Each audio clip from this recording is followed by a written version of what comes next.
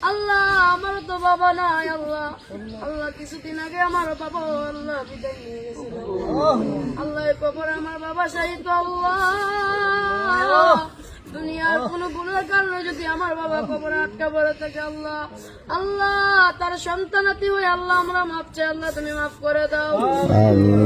ডাকিব আমরা বাবা বলিয়া, কারে ডাকিব আমরা দাদা বলিয়া।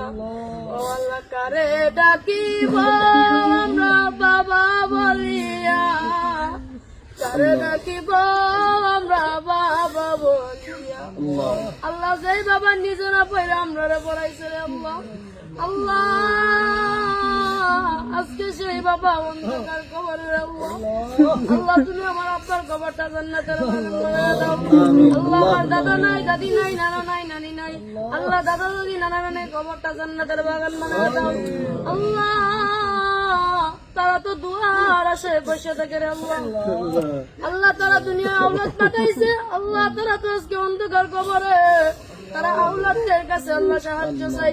আল্লাহ তুমি তো তোমার হাবিব বলেছে, কোন এতিম সন্তান যদি তার আব্বার কবরের পাশে আল্লাহ চোখের পানি বানায় তার আব্বার জন্য দোয়া করে, আল্লাহ ডাক দিতে দেরি হয়, আল্লাহ তুমি ডাক কবুল